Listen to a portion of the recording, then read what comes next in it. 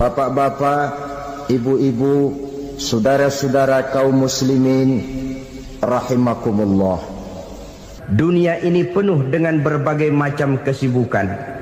Sejak dari petani yang turun ke ladang, pedagang yang berangkat ke pasar, pelajar yang menuju sekolah, sampai kepada pegawai yang berangkat ke kantor, seluruhnya tidak lain untuk mencari sesuatu yang bernama bahagia. Setiap orang menginginkan kebahagiaan dan tidak seorang pun menginginkan kesengsaraan dalam kehidupan ini. Namun nyatanya tidak setiap orang yang ingin bahagia mengetahui jalan yang harus ditempuhnya untuk sampai kepada kebahagiaan itu.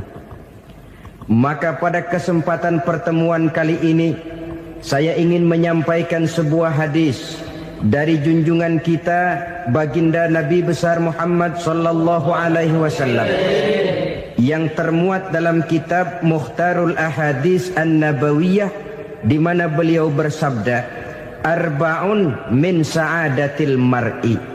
Ada 4 perkara yang merupakan tanda dari orang bahagia. Saya mau tanya, di antara saudara-saudara yang hadir di sini, apa ada yang kepengen jadi orang sengsara? Ya. Seluruhnya tentu ingin mendapatkan kebahagiaan.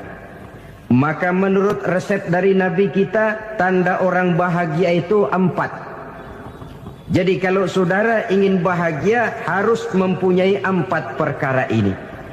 Yang pertama, orang bahagia itu kata Nabi, darun wasi'un. Punya rumah biar bagus asal gede. Enak ngaturnya. Daripada sudah punya rumah kecil, adanya di pinggir kali, gubuk, kalau hujan bocor, miring lagi, kiamat. Loh, kalau gitu Islam materialis dong. Hadis ini boleh diartikan dengan makna hakiki, arti yang sebenarnya. Boleh diartikan dengan makna majazi, arti kiasan. Kalau dia diartikan dengan arti kias, maka yang dimaksud darun wasi'un ay qalbun wasi'un. Rumah yang luas tidak lain daripada hati yang lapang. Karena di situ kunci kebahagiaan yang sebenarnya. Walaupun kita cuma tinggal di petak berukuran 2 kali 3 meter, kalau hati kita luas rasanya rumah itu. Tapi biar rumah kita halamannya saja puluhan ribu hektar, ada kolam renangnya, kamar tidurnya tidak lagi terhitung. Kalau hati yang menempati rumah itu sempit, maka akan terasa sempit jugalah rumah itu. Tempat bergantungnya tidak lain adalah hati. Marilah kita mencoba melihat berbagai pandangan orang tentang bahagia ini. Ada orang menyangka bahwa bahagia itu kalau dia mendapatkan harta yang sebanyak-banyaknya. Siapa yang banyak harta, dialah raja. Apa yang dia mau, seluruhnya bisa dibeli. Keamanannya, dia bisa menyewa petugas. Seluruh fasilitas untuk menyenangkan kehidupannya bisa dibeli. Pendeknya, hartalah segala-galanya dalam kehidupan. Sampai ada pepatah mengatakan, innad darahima fil amakini kulliha taksur rijala mahabatan wa jalala. Sesungguhnya harta, dinar, dirham, uang, di mana-mana selalu bikin hebat orang yang memilikinya. Coba lihat, orang yang punya duit sama yang enggak punya duit, jangan gaya hidupnya, gaya jalannya aja lain. Wahia lisanun liman arada fasahatan, wahia silahun liman arada qitala. Uang adalah senjata yang paling ampuh bagi orang yang mau pergi perang, dan lidah yang paling fasih bagi orang yang mau bicara. Kalau bicara dengan lidah macet, cobalah bicara dengan harta, lancar. Sampai ada pepatah demikian, segalanya bisa diatur dengan harta. Maka di kalangan orang yang berpandangan semacam itu, seluruh kegiatan hidupnya hanya terfokus kepada bagaimana mengumpulkan harta yang sebanyak-banyaknya. tidak peduli halal haram, tidak kenal sore pagi siang dan malam, tidak sempat sujud, jauh dari agama, jauh dari kehidupan yang bersifat ruhaniyah, jauh dari Allah dan sebagainya, sampai dalam Al-Quran dikelompokkan dalam kelompok yang dinamakan lumazah. Allazi jama'a malahu wa 'addadah yahsabu anna malahu akhladah. Mereka mengumpul-ngumpulkan harta sebanyak-banyaknya dan menyangka bahwa harta yang banyak itu dapat mengekalkan hidupnya, mengekalkan kekayaannya, mengekalkan kebahagiaannya. Saudara hadirin yang berbahagia, kalau pandangan hidup ini benar, artinya kalau harta memang merupakan satu-satunya hal yang dapat membuat orang bahagia, tentu di rumah mewah tidak akan pernah ada tangis derita. Tentu di satu tempat di mana fasilitas hidup serba menunjang tidak ada yang namanya penderitaan. Tapi suka dan duka, sedih dan gembira, senyum dan tawa adalah milik setiap orang, baik dia punya harta maupun dia tidak punya harta. Nyatalah bahwa harta semata-mata bukan merupakan jaminan bahwa orang akan bahagia. Walaupun tanpa harta orang sulit untuk bahagia. Saya mau cerita, ada orang super kaya, namanya Aristotle Onassis, Raja Tanker Yunani. Dia punya kapal tanker saja konon sampai 11 banyaknya. Punya perusahaan penerbangan yang disebut Olympic Airlines. Punya hotel di berbagai kota besar di dunia ini, sejak dari New York, London, Paris, Rome dan sebagainya. Bahkan punya pulau yang dia namakan Pulau Scorpio. Ini kan namanya sudah kaya nggak tanggung-tanggung, punya pulau. Nah, dia punya 2 orang anak, yang satu laki-laki namanya Alexander, yang satu perempuan namanya Maria Onassis. Seluruh harapannya tertumpah kepada anak lakinya Alexander ini, yang akan meneruskan usahanya, meneruskan kekayaannya, meneruskan dinastinya. Apa yang terjadi? Ternyata anak yang dia harapkan yang bernama Alexander ini mati muda dalam kecelakaan pada waktu dia olahraga. Apa olahraganya? Namanya olahraga anak orang kaya, golongan jet set. Olahraganya olahraga pesawat terbang. Jatuh. Ya nggak kapungut, habis mati. Tinggal satu anak perempuannya, Maria Onassis. Tapi anak perempuan ini juga malah urakan. Terakhir dia pacaran, bahkan kemudian kawin sama orang Rusia. Rupanya Aristotle Onassis ini broken. Kekayaannya yang berlimpah ruah, perusahaannya yang begitu banyak, siapa yang akan meneruskan? Siapa yang akan menggantikan? Sampai kemudian dia mengurung diri di Pulau Scorpio dan mati di sana secara mengenaskan. Seorang multijutawan, seorang yang super kaya, mati menyendiri di pulau sepi. Ibarat kata pepatah, anak ayam mati di lumbung. Bukan kekurangan makanan, keurugan makanan. Begitu kehidupan Aristotle Onassis. Dan banyak orang-orang yang sudah demikian kaya sampai dibingungkan oleh kekayaannya sendiri. Telusurilah kehidupan David Rockefeller misalnya, Henry Ford misalnya, Adnan Khashoggi misalnya. Multi jutawan yang kadang-kadang dibuat keder oleh kekayaannya sendiri. Pantas ketika Imam Ali ditawarkan orang, "Ya Ali, kalau kepadamu disuruh pilih ilmu atau harta, kau pilih mana?" Ya jelas pilih ilmu dong. Kenapa? Pertama, ilmu kalau kita berikan kepada orang lain tambah. Tapi harta kalau kita berikan kepada orang lain kurang. Saudara punya uang 10.000, dibagi orang 5.000, jelas uang saudara berkurang. Tapi saudara punya ilmu diberikan kepada orang lain bisa, saudara pun makin mantap. Tidak lantas jadi bodoh karena ngajarin orang. Saudara bisa Fatihah lalu mengajarkan orang Fatihah. Orang bisa, saudara pun makin hafal. Tidak lantas setelah diajarin orang ilmunya hilang. Begitu datang dia minta orang, tolong ajarin saya Fatihah. Udah habis, nggak ada.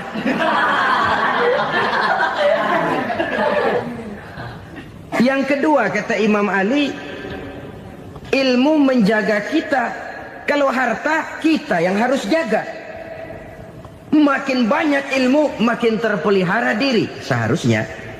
Tetapi makin banyak harta, makin bingung kita jaganya.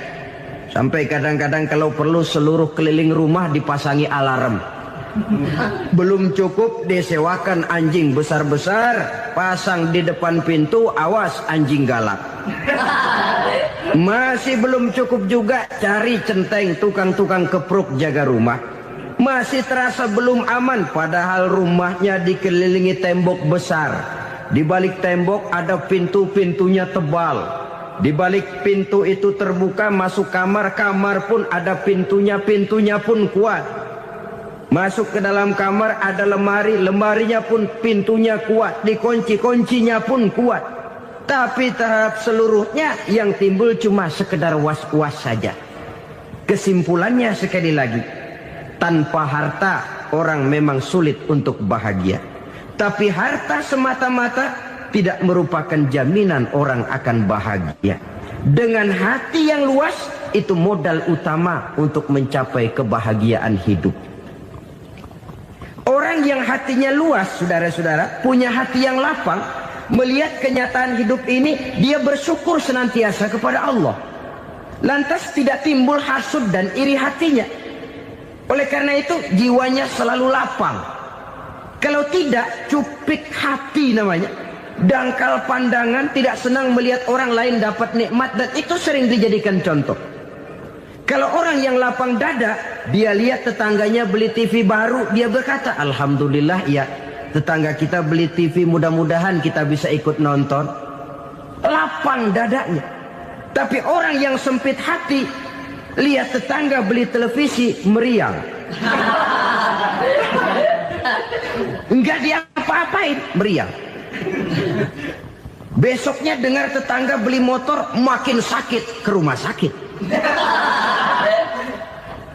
Lalu di rumah sakit dengar tetangganya beli mobil, mati. Disiksa oleh perasaannya sendiri. Orang kalau hati sudah sempit dalam hidup, kemanapun dia pergi, sempit rasanya medan kehidupannya. Kemudian kita melihat juga ada orang yang menilai bahwa bahagia itu katanya kalau punya kedudukan yang tinggi, pangkat yang agung, wibawa yang besar.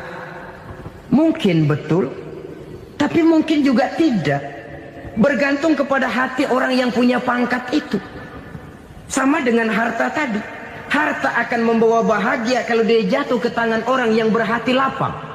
Tapi harta akan jadi bencana kalau jatuh ke tangan hati orang yang sempit. Pangkat akan membawa bahaya kalau jatuh di tangan hati orang yang sempit. Lebih dari itu, kenyataan mengajarkan kepada kita bahwa ternyata pangkat dan jabatan tidak selamanya memberikan kebahagiaan dalam kehidupan. Bahkan resikonya kelewat besar.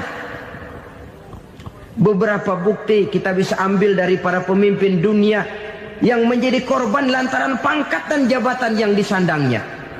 Saudara ingat Presiden Abraham Lincoln dan John Kennedy dari Amerika?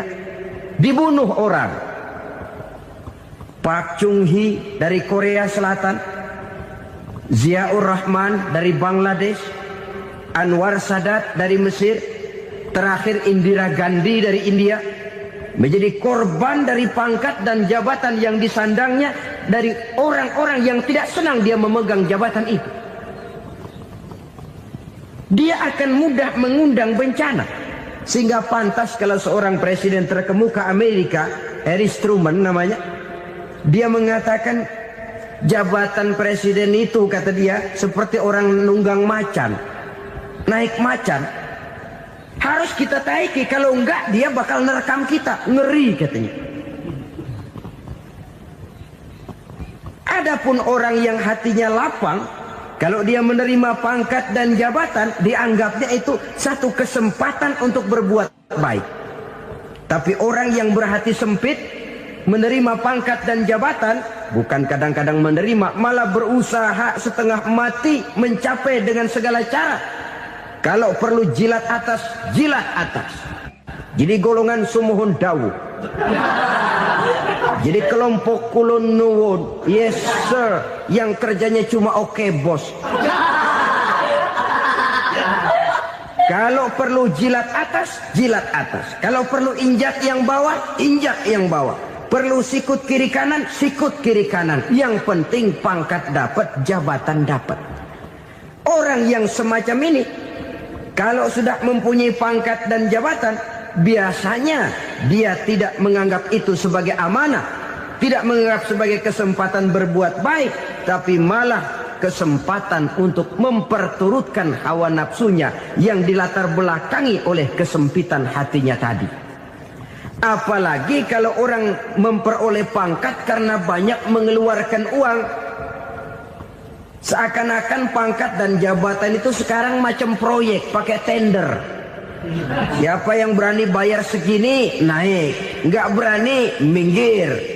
Padahal logikanya, kalau orang mencapai satu jabatan karena banyak mengeluarkan uang, hampir bisa dipastikan bahwa setelah jabatan itu dia pegang, langkah pertama yang akan dilakukannya ialah berusaha bagaimana uang yang dia keluarkan supaya kembali. Ya paling kurang pulang modal dulu dong. Soal mikirin rakyat, soal nanti. Tapi ini modal harus pulang. Itu celakanya kalau orang memperoleh pangkat dan jabatan cuma karena banyak mengeluarkan uang. Jarang orang yang mempunyai keyakinan dan pandangan bahwa pangkat dan jabatan merupakan amanah. Jadi sekali lagi, pangkat dan jabatan mungkin saja membawa kebahagiaan kalau jatuh ke tangan orang yang berhati lapang. Tapi bisa jadi bencana kalau dia jatuh ke tangan orang yang mempunyai hati yang sempit. Dan lagi-lagi stresnya hati yang lapang. Lalu sebagian orang, saudara, ada yang berpandangan katanya bahagia itu kalau jadi orang terkenal, mempunyai popularitas, menjadi idola di kalangan remaja, di kalangan orang tua, di segala lapisan masyarakat. Padahal makin populer orang, makin terikat dia. Ya kalau macam kita ini kan nggak punya nama, nggak populer, tengah malam buta mau nongkrong di warung Tegal aman. Tapi pangkat, jabatan, kedudukan, popularitas menyebabkan kita diikat dengan berbagai macam peraturan. Cuma mandi sama ke WC saja yang nggak dikawal.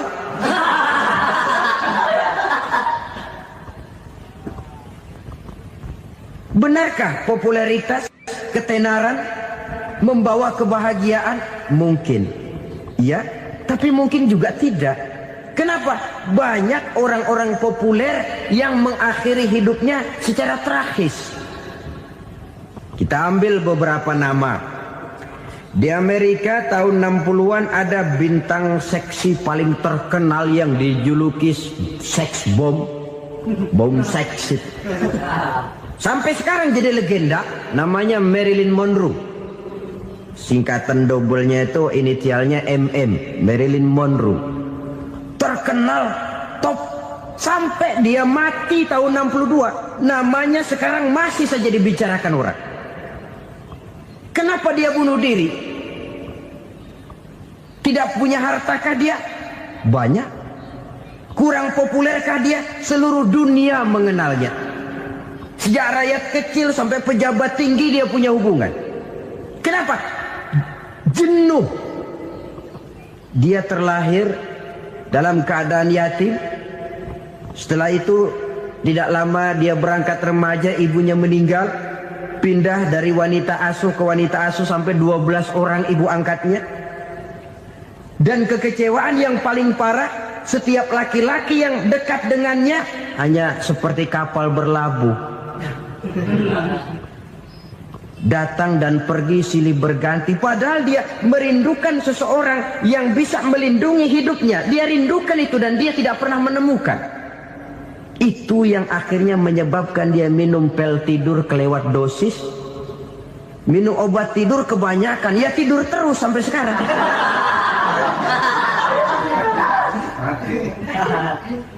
Dia mengakui, saya telah memiliki ketenaran, tapi saya tidak pernah hidup dalam ketenaran itu. Saya pandai main sandiwara, tapi saya ingin hidup dalam alam yang real sebagaimana umumnya orang. Itu yang dia rindukan. Menyusul jejak yang namanya Marilyn Monroe ini, Billie Holiday, saudara kenal tentu, di rumah sakit dirawat. Dia juga minum obat overdosis, mati lagi. Jimi Hendrix minum obat tidur overdosis kelewat batas, mati lagi. Lalu yang menghanyutkan diri di danau, Janis Joplin dan Brian Jones. Ini orang-orang populer, orang-orang terkemuka yang mengakhiri hidup secara tragis, bukan karena tidak terkenal, mungkin karena sudah saking terkenalnya. Contoh paling belakangan, Bruce Lee. Wah, ini tukang-tukang keprok tentu kenal siapa dia. Sampai sekarang pun tabir kematiannya masih merupakan misteri. Dan yang masih hidup juga menunjukkan gejala yang aneh. Michael Jackson, rumahnya di Beverly Hills itu dijaga sedemikian rupa, dan dia selalu curiga kepada setiap makanan. Harus steril, bersih dari segala macam kimia. Kemana dia pergi, itu tukang-tukang keprok sudah selalu menjaga dan mengawal. Dan dia seakan takut menunjukkan mukanya yang asli. Hingga kalau tampil ke tengah di luar show, dia kadang memakai pakaian yang tidak menunjukkan dia yang sebenarnya. Takut dikenali orang. Ternyata popularitas sering jadi momok yang meracuni kehidupan manusia. Oleh karena itu, benarlah junjungan kita pada saat beliau mengajarkan orang akan bahagia kalau dia mempunyai hati yang lapang. Nah, sekarang masalahnya untuk mendapatkan hati yang lapang, caranya bagaimana?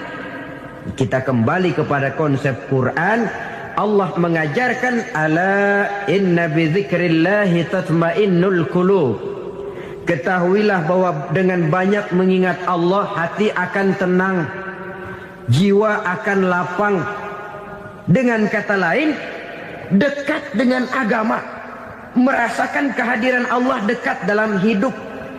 Itu muara pertama untuk mencapai hati yang lapang. Ala inna bidzikrillahi tatmainnul qulub. Jangan macam orang sekarang ingin mendapatkan ketenangan lalu tapak di puncak gunung, di gua-gua, di tempat sepi. Iyalah kalau nggak ada ular. Kalau tergigit ular berbisa, ketenangan belum, mati jelas itu.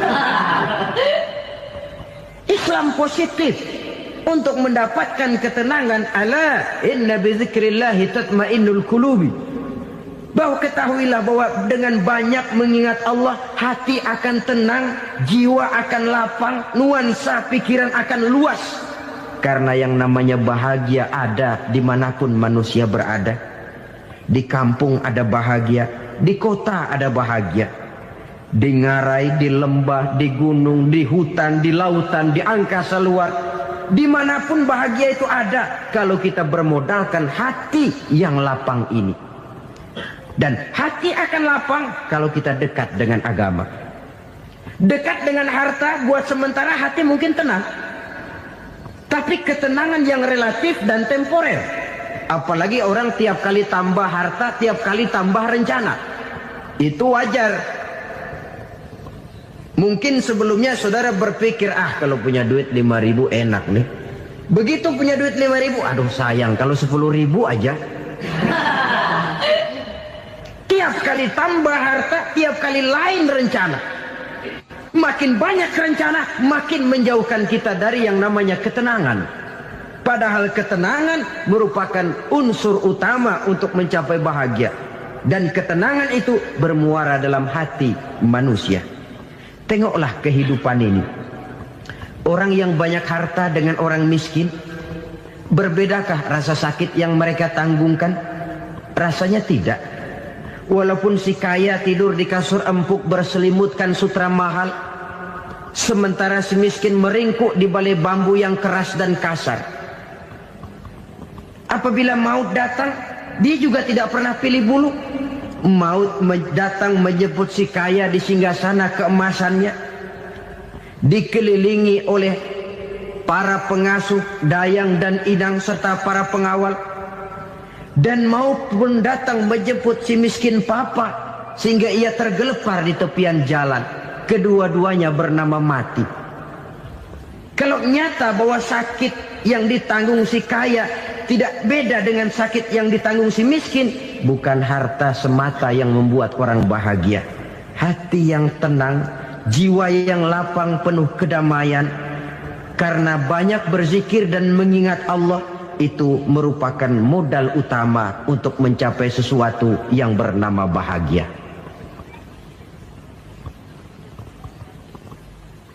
Saudara hadirin yang saya hormati, inilah yang pertama dari 4 ciri yang digambarkan oleh Nabi tentang tanda-tanda orang bahagia. Dan harus berangkat dari yang pertama ini, hati yang lapang.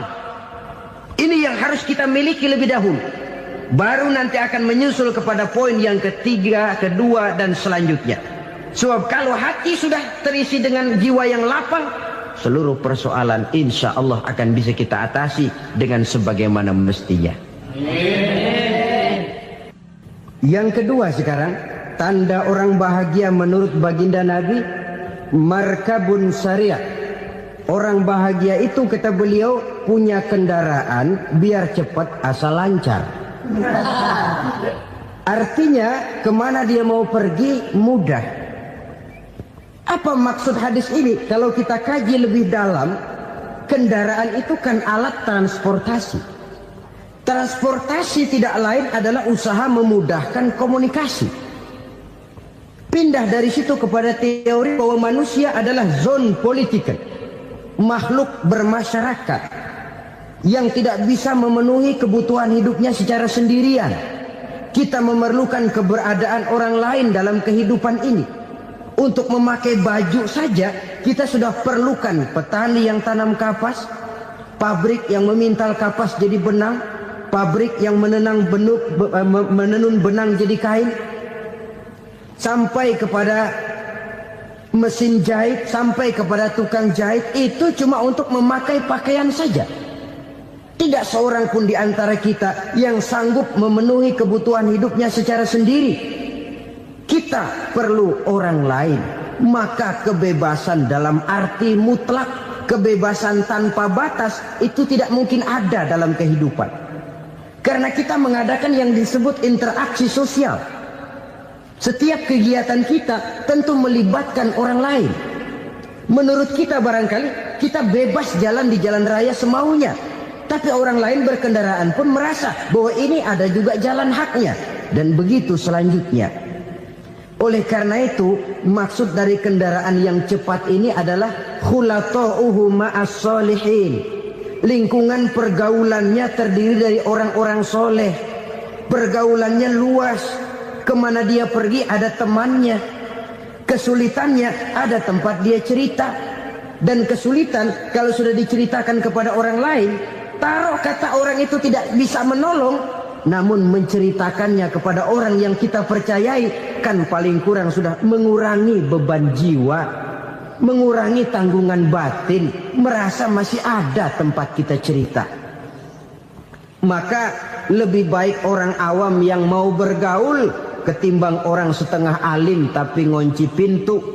Sebab nantinya akan timbul sikap picik, cupik pandangan, dan tidak luas menghadapi kenyataan dalam kehidupan ini. Namun yang harus kita garis bawahi, pergaulan memang mesti luas. Namun jangan sekali-kali lupa bahwa pergaulan sangat besar pengaruhnya dalam ikut membentuk kepribadian manusia. Sehari-hari bisa kita bilang, Kalau kita dekat sama tukang minyak wangi, sekalipun nggak dibagi minyaknya, baunya tentu dapat. Betul? Tapi dekat sama tukang elas, walaupun nggak kena apinya, asapnya mesti kena. Kalau Syauqi mengatakan lebih jelas lagi, man asyaral asyrafa asa musyarrafan wa muasyiral anzali ghairu musyarrafin.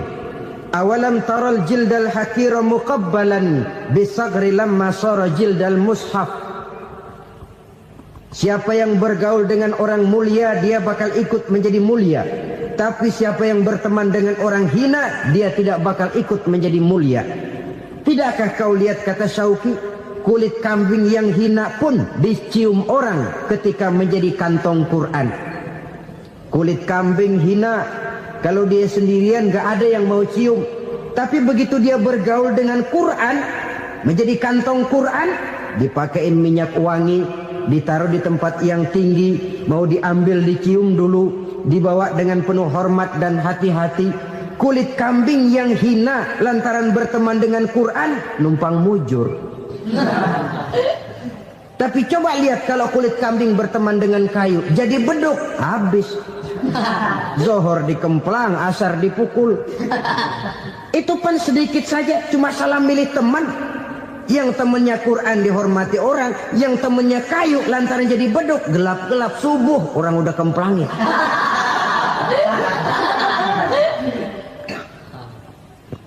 Maka terutama kepada adik-adik remaja yang masih mencari identitas diri, yang ibarat kaset masih kaset kosong, mudah diisi oleh apapun, pandai-pandailah memilih teman dalam bergaul. Karena banyak orang yang tadinya baik-baik, ketika terseret dalam pergaulan dengan orang yang tidak baik, kebaikannya menjadi lentur dan luntur.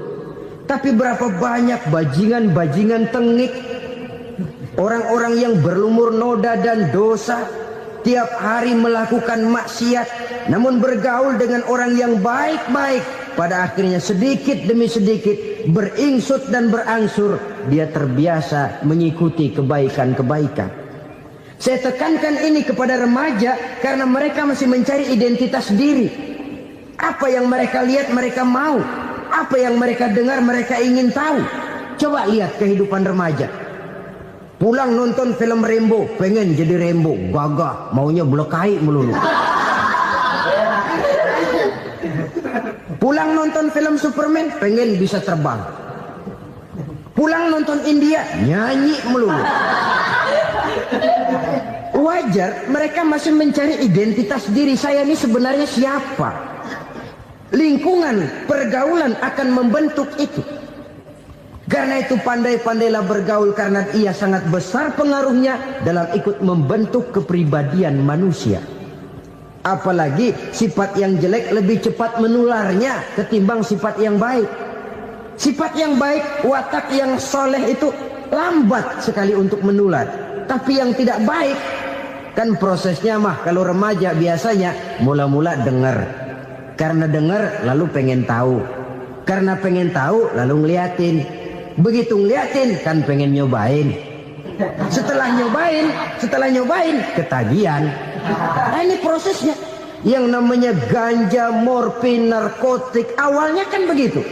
Mula-mula dengar, katanya kalau sudah fly to the sky, sudah melayang ke langit, katanya disitulah puncak kebahagiaan. Mulanya cuma dengar. Karena dengar pengen tahu. Karena pengen tahu lalu ngeliat, kumpul sama orang yang suka ngeganja. Setelah ngeliat, nah pengen ngerasain. Begitu ngerasain enak juga, ketagihan. Kalau sudah ketagihan jadi penyakit kronis, bisa merembet kepada yang lain. Iya, kalau orang tuanya mampu untuk beli morfin, beli ganja. Kalau tidak kan pikirannya ngayap, jemuran siapa ya gue sabet. Timbullah perbuatan-perbuatan negatif yang bermula dari salah pergaulan. Apalagi buat adik-adik remaja yang tinggal di kota-kota besar, yang pengaruh budaya, pengaruh kesenian, pengaruh struktur kehidupan yang nampak makin individualistis, di mana persaingan tajam, tensi ekonomi tinggi, orang mudah mengalami stres. Pandai-pandailah dalam bergaul, sekali lagi, karena ia sangat besar pengaruhnya dalam ikut membentuk kepribadian manusia.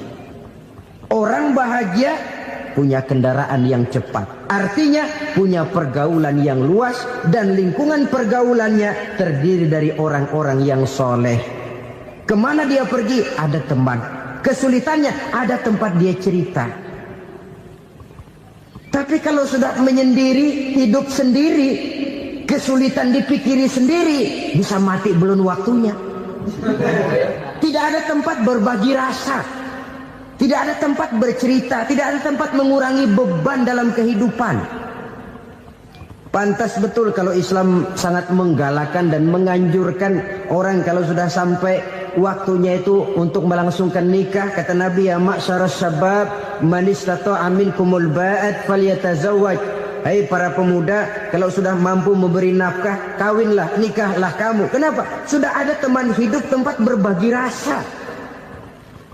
Kesulitan kalau ada tempat cerita akan lebih ringan ketimbang kita telan sendiri, walaupun bobot kesulitannya sama beratnya. Saudara-saudara kaum muslimin rahimakumullah, inilah ciri yang kedua, punya kendaraan biar cepat asal lancar. Kemana kita mau pergi gampang. Dengan kata lain, setelah hati yang luas, pergaulan yang luas. Dua. Yang ketiga sekarang, tanda orang bahagia itu menurut Nabi, misbahun mudhi'un, punya lampu yang terang. Oh, itu enggak problem. Sekarang sudah zamannya listrik masuk desa, Pak. Lampu sudah terang semua. Betul, kalau itu yang dimaksud. Tapi tidak cuma itu. Karena lampu yang dimaksud di sini, lampu yang akan menerangi seluruh perjalanan hidup.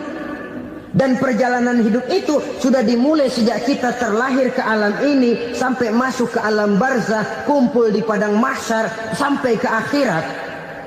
Lampu yang menerangi itu yang diperlukan. Kalau lampu, katakanlah yang paling top sekarang kan lampu jenis Mercury. Taruhlah itu di rumah kita, dia cuma menerangi rumah kita. Menerangi hati pun tidak sanggup.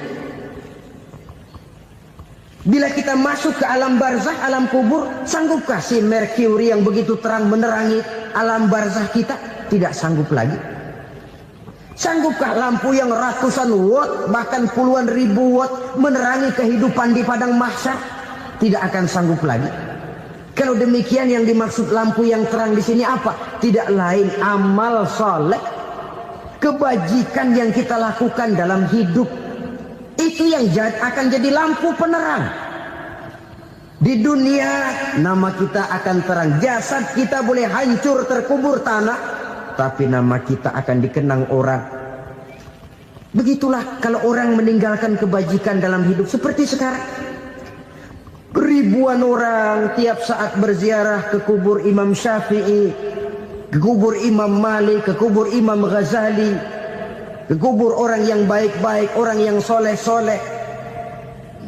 Kebajikannya yang ditinggalkan, yang mengukir namanya dengan tinta emas.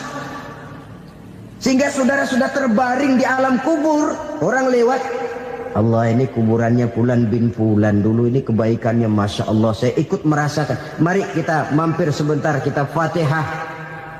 Mohon disampaikan Allah pahalanya kepada almarhum. Al-Fatihah. Itu kalau orang baik-baik. Lalu saudara tanya, Pak, orang mati dikirimin Fatihah apa nyampe pahalanya? Saya jawab, kalau saudara nggak percaya, mati dulu dah. Nanti saya Fatihain, tungguin di sana. Umpama nggak sampai, balik lagi kemari. Sekarang ini kan maunya otak-otakan saja. Kalau nggak masuk otak, nggak percaya. Padahal alam gaib itu nggak bisa diotak-otakin. Sama saja dengan saudara pernah dengar cerita kapal Tampu Mas tenggelam tak? Pernah nggak? Di mana? Ya, di laut Masalembo. Begitu ke Tampu Mas tenggelam, ratusan penumpang itu terjun ke laut, dipermainkan gelombang, berjuang menghadapi maut itu. Orang lagi timbul tenggelam di lautan, dihantam ombak, kita tengokin pakai helikopter. Pak, lagi timbul tenggelam ya? Iya, tolongin. Jangan khawatir Pak nih, saya kirim intan Pak, harganya 10 juta. Kira-kira orang yang timbul tenggelam di laut seneng nggak? Tidak. Kan mahal toh intan 10 juta. Kenapa dia nggak senang? Karena intan 10 juta dalam kondisi seperti itu tidak sanggup menyelamatkan dia. Dia akan girang kalau dikirimin ban mobil bekas, dikirimin papan terentang atau bambu.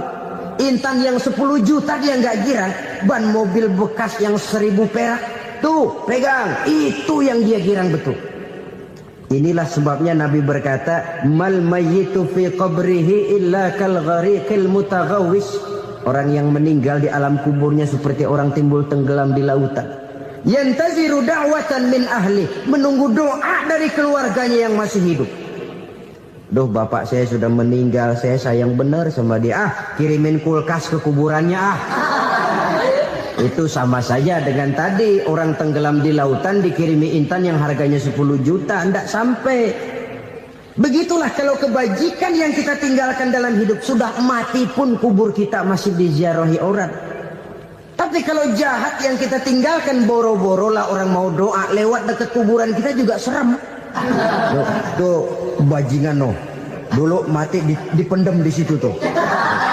Jangan lewat situ, ntar kesurupan, jangan. Lewat saja orang ngeri. Konon lagi membacakan Fatihah dan mengirimkan doa. Hidup pada hakikatnya adalah kesempatan untuk berbuat baik.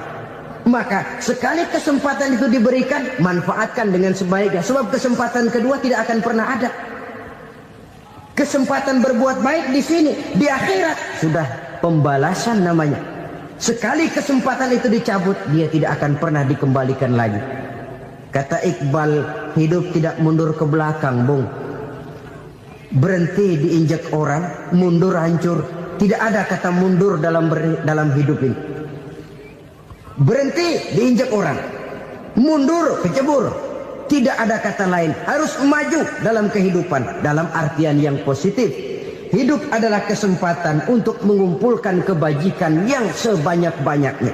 Di situ nilai daripada manusia. Sekarang ini memang nggak kelihatan kok, orang yang banyak pahala sama yang banyak dosa nggak kelihatan kok. Barangkali kalau habis bikin dosa palanya pada benjol, mungkin orang takut sama dosa.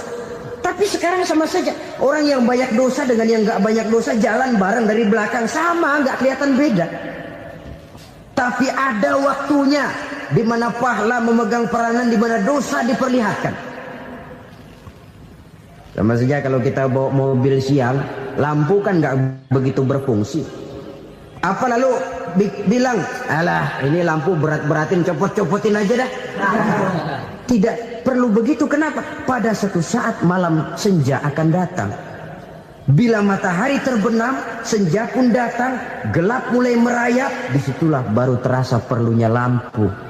Pahala begitu. Sekarang orang yang nggak ada pahalanya nggak kelihatan dalam kehidupan. Tapi pada satu saat senja kehidupan akan datang.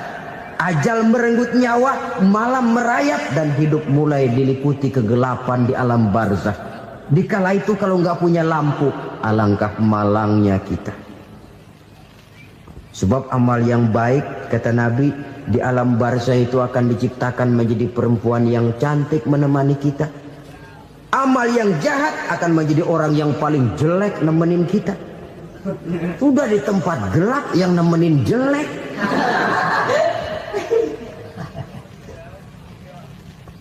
Kaum muslimin rahimakumullah.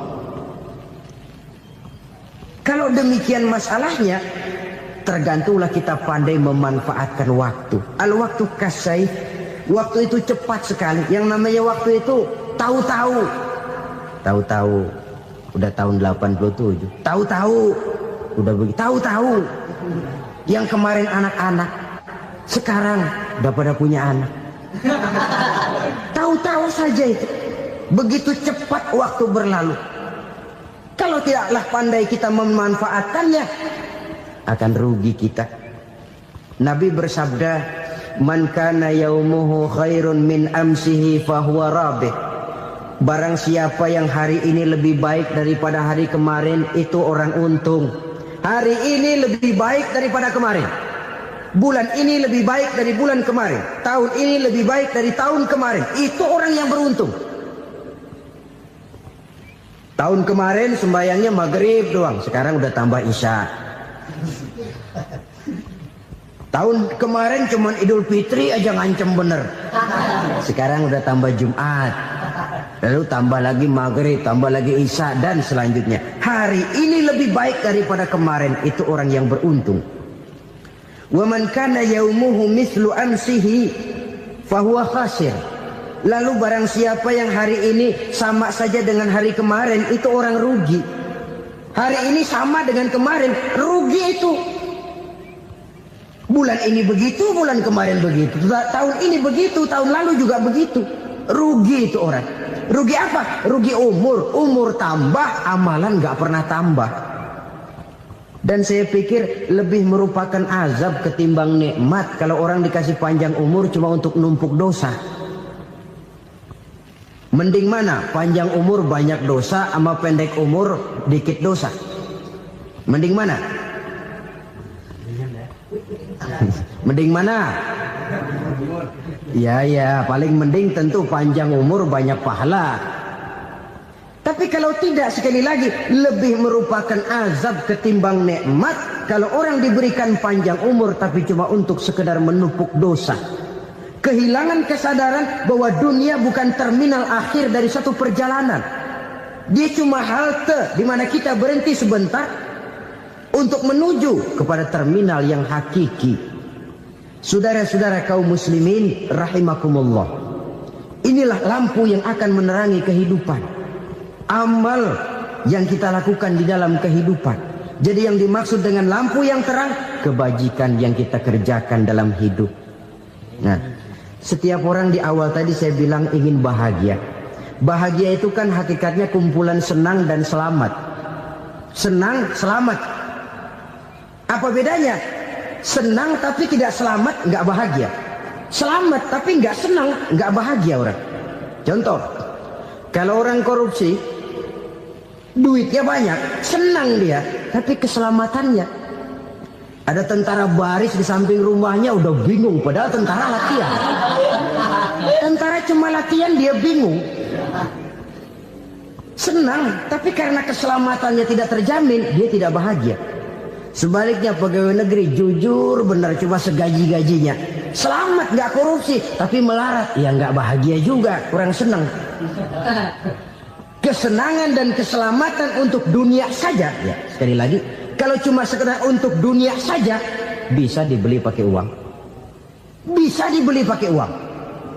Saudara ingin selamat bisa dibeli pakai uang, saudara ingin senang bisa dibeli dengan uang.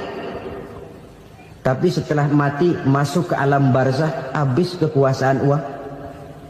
Nggak bisa lagi beli keselamatan pakai uang, tidak mungkin lagi membeli kesenangan dengan uang. Di situ pahala yang megang peranan. Makin banyak pahala, makin banyak saham untuk membeli kesenangan dan keselamatan, untuk memperoleh yang namanya bahagia.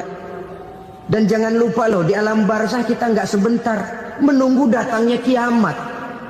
Loh iya, kalau kita begitu dikuburin terus kiamat datang, untung.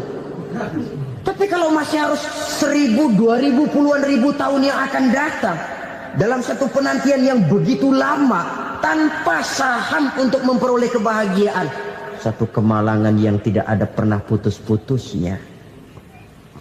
Janganlah tergelincir oleh kebahagiaan sebentar yang menipu dengan mengorbankan kebahagiaan hakiki yang berjangka panjang. Apa artinya senyum sejenak kalau harus ditebus dengan tangis seumur hidup? Biarlah kita minum jamu, pahit memang, getir memang, tapi kan besok badan sehat. Daripada sekarang minum sirup, manis memang, enak memang, tapi bibir pada jontor besoknya. Sirawan, batuk, nggak karu-karuan. Banyak orang tertipu oleh kesenangan yang sebentar, padahal laisa kullu ma yalma'u zahaban. Belum tentu semua yang berkilat itu emas. Belum tentu semua yang gemerlap itu intan. Karena itu, marilah manfaatkan kesempatan yang diberikan Allah ini untuk mengumpulkan kebajikan yang sebanyak-banyaknya. Yang terakhir sekarang, yang keempat, tanda orang bahagia kata Nabi. Zaujatun salihah. Orang bahagia itu tanda yang keempat kata Nabi, punya istri biar cakep asal taat. Sudah surga itu, cakep taat. Istri kayak gitu, kalau belum mati jangan dikuburin dulu. Sudah cakep taat lagi. Tapi kadang-kadang enggak, udah jelek ngadat melulu. Apa yang mau dipilih? Sebab itu Quran mengatakan istri pakaian untuk suami, suami pakaian untuk istri. Kenapa suami istri diibaratkan pakaian? Alangkah tingginya gaya bahasa Quran ini. Suami istri teman hidup, hidup perjalanan panjang. Sejak kita dalam rahim sudah ada hidup kan di sini. Sampai ke alam dunia, masuk ke alam barzah, kumpul di padang mahsyar, sampai menuju akhirat, itu perjalanan hidup. Carilah istri atau suami teman hidup yang membawa manfaat tidak hanya kehidupan di dunia ini, sampai di alam barzah, sampai di padang mahsyar. Suaminya mungkin meninggal lebih dulu atau istrinya mungkin meninggal lebih dulu. Tapi suami atau istri yang masih hidup berbuat kebajikan. Suami saya meninggal, ada hartanya, saya sedekahkan, niat pahala untuk almarhum suami saya. Ini teman hidup. Tidak dibatasi dan tidak bisa dipisahkan oleh maut sekalipun. Zohirnya mungkin pisah, badannya mungkin pisah, tapi hatinya, jiwanya, kebersamaannya dalam menghadapi kehidupan.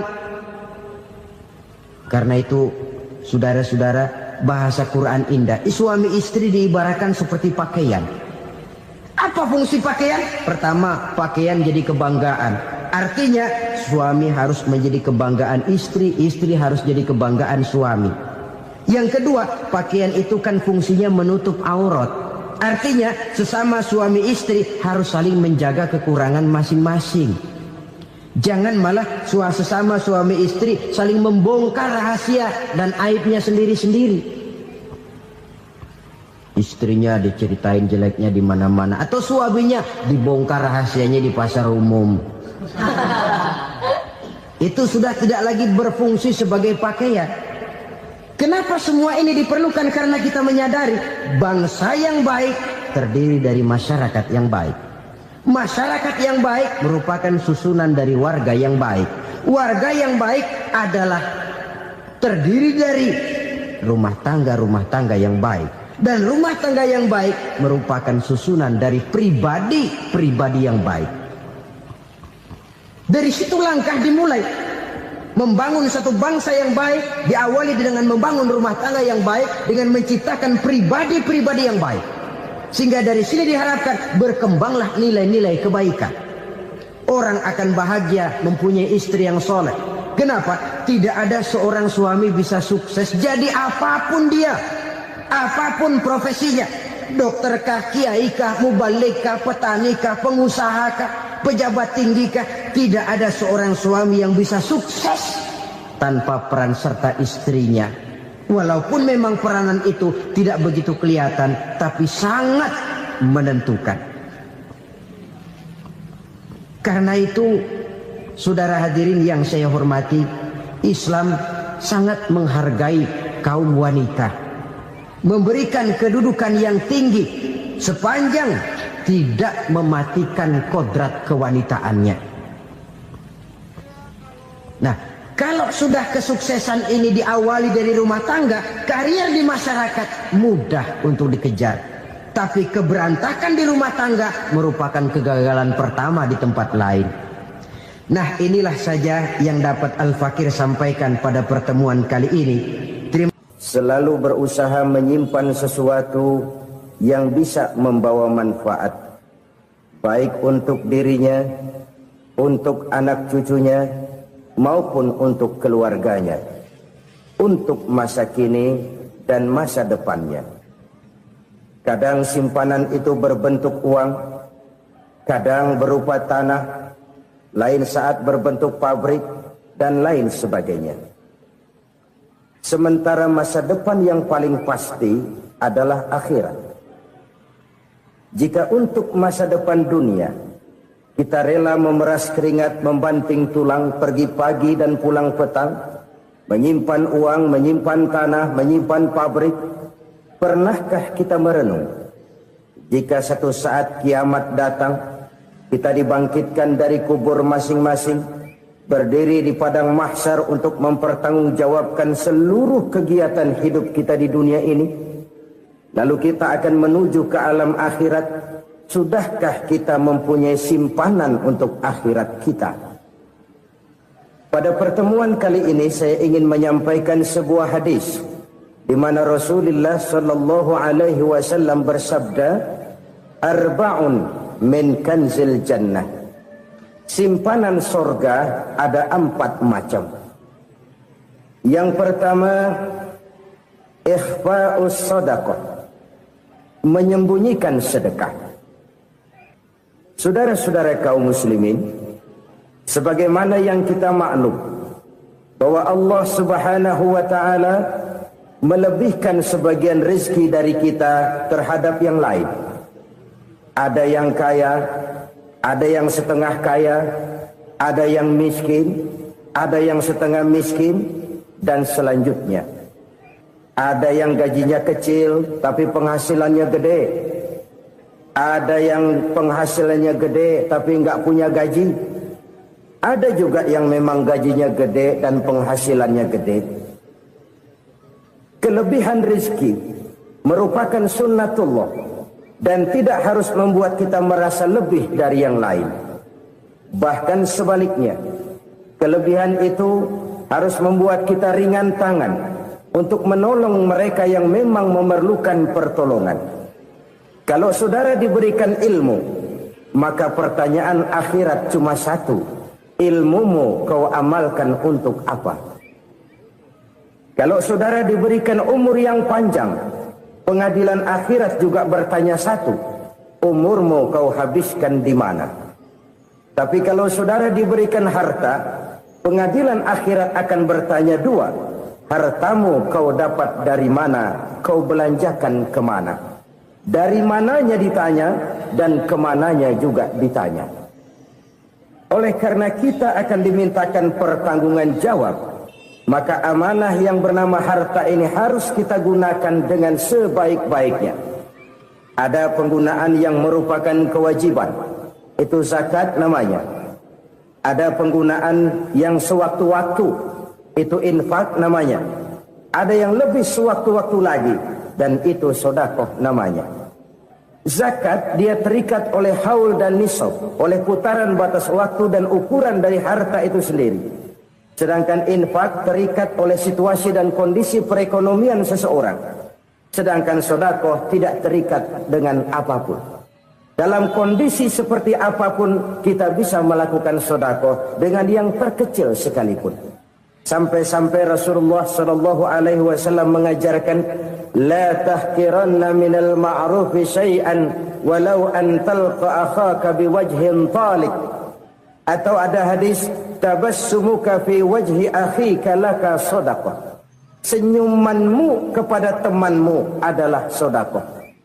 Jadi untuk melakukan sedekah tidak harus dalam berbentuk uang. Dengan ilmu kita bisa sedekah, dengan tenaga kita bisa bersedekah, dengan pikiran kita bisa bersedekah, bahkan senyum kepada teman itu pun sedekah.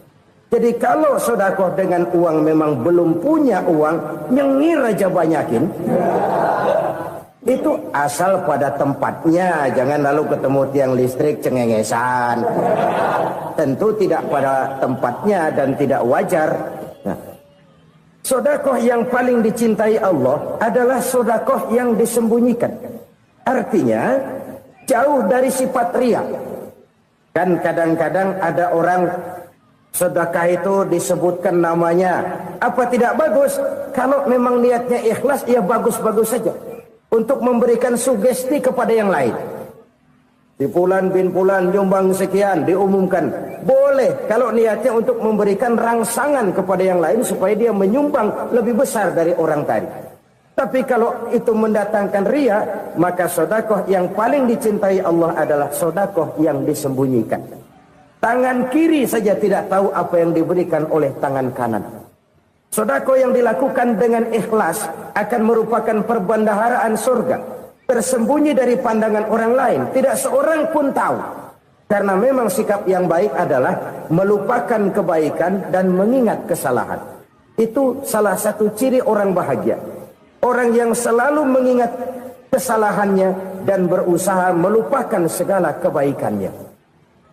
Kalau dia akan berada kebaikan, dia tidak bisa ikut, dia merasa rugi karena dia merasa belum pernah berbuat baik. Tapi kalau akan melakukan kesalahan baru, dia ingat kesalahan yang sudah-sudah, sehingga terhalang baginya untuk melakukan satu kesalahan baru.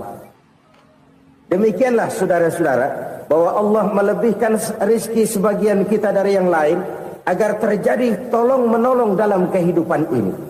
Jadi kesenjangan yang nature, kesenjangan yang alami, itu sunnatullah. Ada yang kaya, ada yang miskin, ada yang kelas menengah. Nah, kenapa lalu sekarang kita berusaha mengentaskan kemiskinan? Oleh karena adanya kesenjangan struktural. Kalau yang kaya bisa semakin kaya, kenapa yang miskin tidak bisa naik jadi ikut sedikit kaya?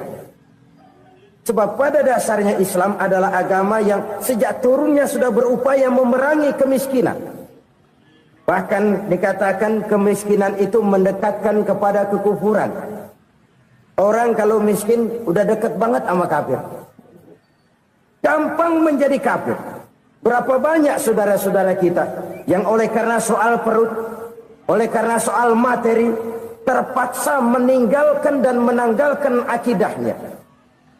Menjual petunjuk yang diberikan Allah dengan kesenangan dunia yang cuma sebentar ini. Na'udzubillah, thumma na'udzubillah. Jadi makin kita sembunyikan satu sedekah, semakin banyak perbendaharaan kita di surga. Sedekah yang paling dicintai Allah adalah sedekah yang disembunyikan. Malahan ada seorang sufi, dia punya kebiasaan kalau pergi sholat Jumat dia bawa uang, itu uang dia taruh di bawah tikar masjid. Dia niat sedekah kepada siapa saja yang nemuin itu duit. Maksudnya apa? Supaya yang nemuin nggak tahu siapa yang punya duit. Demikian dia saking ingin menyembunyikan sedekahnya. Karena sifat riya itu bisa memakan amal kita sendiri. Riya itu termasuk menyebut-nyebut kebaikan kita. Orang yang suka nepuk dada, sedikit-sedikit ngitungnya kalau nggak gua. Tuh kalau nggak gua tuh yang belas itu kalau nggak gua. Iya kalau nggak lu kenapa emang? Orang yang suka menepuk jasa, tuh biasanya memang begitu saudara-saudara.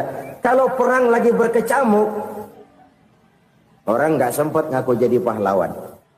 Tapi begitu perang selesai, yang kagak kenal bedil ngaku pahlawan. Itu sesuatu yang biasa. Oleh karenanya, orang-orang yang ikhlas dalam bersedekah, disembunyikannya sedekah itu, Allah cinta betul. Malahan ada hadis memberikan jaminan, inna sedaqatal mar'il muslimi tazidu fil umri wa tadfa'u mitatas su'i. Sesungguhnya sedekahnya seorang mukmin tazidu fil umri, bisa menambah umur panjang. Wa tadfa'u mitatas su'i, dan menyelamatkan manusia dari mati secara su'ul khatimah. Jadi siapa yang kepengen panjang umur, banyaklah sedekah. Yang bosan hidup, pelit terus. Sedekah menambah panjang umur dan menyelamatkan manusia dari mati secara su'ul khatimah.